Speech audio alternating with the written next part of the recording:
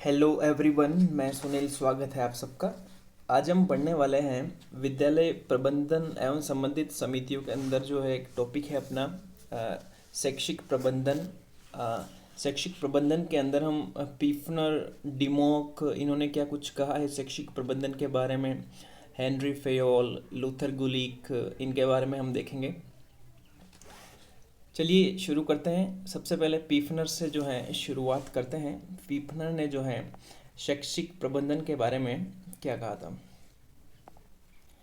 देखिए, पीफनर ने कहा था शैक्षिक प्रबंधन के बारे में, मार्कर चेंज कर लेते हैं हम, ठीक है। हाँ, तो पीफनर ने शैक्षिक प्रबंधन के बारे में कहा था कि शैक्षिक प्रबंधन से हमारा तात्पर्य व्यक्ति और व्यक्ति के बीच, व्यक्ति और व्यक्ति के बीच, वर्ग और वर्ग के बीच, व्यक्ति और व्यक्ति के बीच, वर्ग और वर्ग के बीच ऐसे संबंधों को स्थापित करना है, ऐसे संबंधों को स्थापित करना है जिसमें कार्यों का निश्चित जो है विभाजन हो सके। व्यक्ति और व्यक्ति के बीच, वर्ग और वर्ग के बीच ऐसे संबंधों को स्थापित करना है जिसमें कार्यों का क्या हो सके, एक निश्चित विभाजन जो है वो हो जाए। ये किसने कहा? पीफनर ने कहा है। फिर नेक्स्ट जो है वो है डिमोक। डिमोक, देखिए डिमोक की अगर हम बात करें, डिमोक की एक मिनट, हाँ मार्कर थोड़ा सही करना पड़ेगा मुझे। बिल्कुल बिल्कुल। अगर हम बात करें डिमोक के बारे में, डिमोक ने क्या कहा था।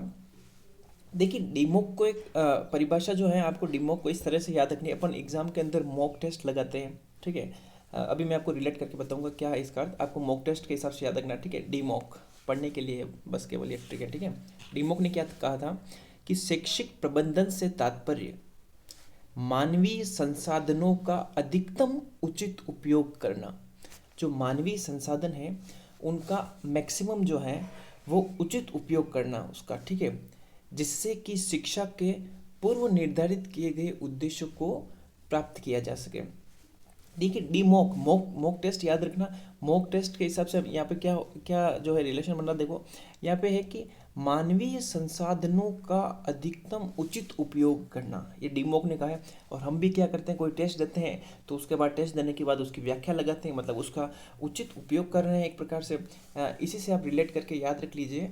डिमॉक महोदय ने कहा था कि शैक्षिक प्रबंधन से तात्पर्य मानवीय संसाधनों का अधिकतम उचित उपयोग करना, अधिकतम उचित उपयोग करना, जिससे क्या हो, जो शिक्षा के पूर्व निर्धारित किए गए जो उद्देश्य हैं उनको प्राप्त किया जा सके। ये कहा था डिमोक ने। पीफनर ने कहा था व्यक्ति और व्यक्ति के बीच, वर्ग और वर्ग के बीच संबंधों को स्थापित करना जिससे कार्यों का विभाजन किया जा सके, ये पीफनर ने कहा था। और डिमोक ने कहा था मानवीय संसाधनों का अधिकतम क्या करना, उचित उपयोग करना। अब हम देखते हैं हेनरी फेयोल, ये काफ़ी इंपॉर्टेंट है। हेनरी फेयोल, हेनरी फेयोल ने देखिए क्या कहा था प्रबंधन के बारे में कि प्रबंध का अर्थ पूर्वानुमान, नियोजन, समन्वयन और नियंत्रण करना है, ठीक है। ये आसानी से आपको याद हो जाएगा। अभी आगे देखते हैं कैसे। हेनरी फेयोल ने जो प्रबंध के जो हैं वो 5 कार्य बताए हैं। कितने बताए हैं? पूरे 5 कार्य बताए हैं। उनको हम बोलते हैं PO CCC, PO CCC। ये देखिए, ये 5 काम है, PO CCC। अब हम देखेंगे वो इनका अर्थ क्या होता है। P का अर्थ है प्लानिंग, O का अर्थ है ऑर्गेनाइजेशन, C का अर्थ है कमांड, उसके बाद जो C है उसका अर्थ है कंट्रोल, उसके बाद जो C है वो है कोऑर्डिनेशन। प्लानिंग का अर्थ है नियोजन, ऑर्गेनाइजेशन का अर्थ है संगठन, कमांड का अर्थ है निर्देशन, कंट्रोल का अर्थ है नियंत्रण और कोऑर्डिनेशन का अर्थ है समन्वय, ठीक है। ये देखिए, ये सारी जो PO CCC उन्होंने जो प्रबंध के 5 कार्य बताए हैं वो सारे जो हैं, इनकी परिभाषा जो इन्होंने जो प्रबंध के बारे में कहा था उसमें हमें देखने को मिल रहे। देखो, पूर्वानुमान, नियोजन, समन्वय, नियंत्रण, ठीक है। ये बातें हमको यहीं देखने को मिल गई। अगर हमें ये बात याद है तब जो है हम आसानी से जो है इसका इसका उत्तर सही कर सकते हैं। ठीक है, तो हेनरी फेयोल ने प्रबंध का अर्थ पूर्वानुमान, नियोजन, समन्वय और नियंत्रण नियंत्रण करना बताया है। ठीक है, हेनरी फेयोल को क्या कहा जाता है?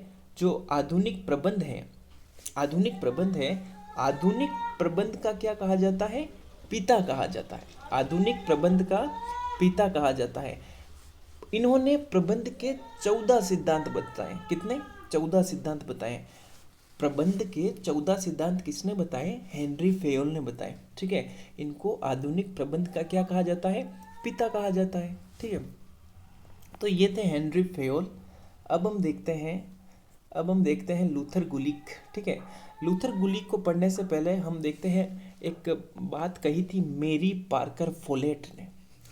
मेरी पार्कर फोलेट ने इन्होंने कहा था प्रबंध दूसरे से कार्य करवाने की क्या है? कला है।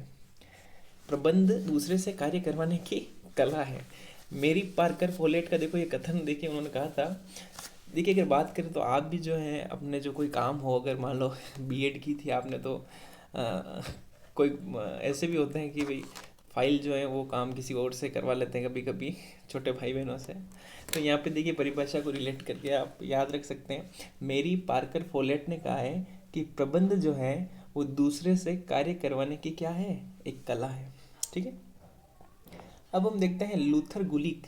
देखिए, जिस प्रकार से हेनरी फेयोल हमने देखा था, हेनरी फेयोल ने क्या कुछ कहा था, उसी प्रकार से लूथर गुलिक जो है, इन्होंने जो है ये प्रबंध के कार्यों को कितने भागों में बांटा वो देखते हैं।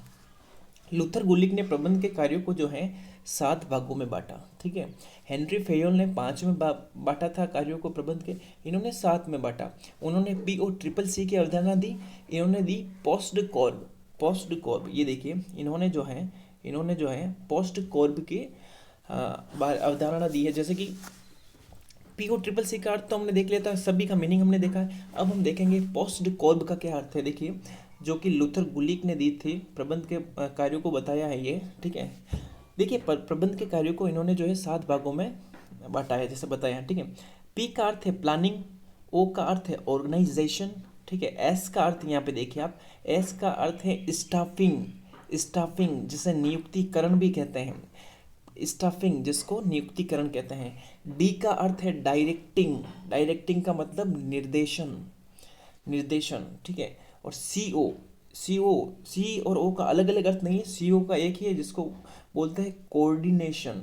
ठीक है, आप पोस्ट कॉर्ब से इसको यहाँ पे ऐसा मत गिन लेना कि 1 2 3 4 5 6 7 और 8 काम हैं। काम 8 नहीं बताए इन्होंने जो 8 कार्य नहीं, इन्होंने प्रबंध के कार्यों को 7 भागों में ही बांटा है।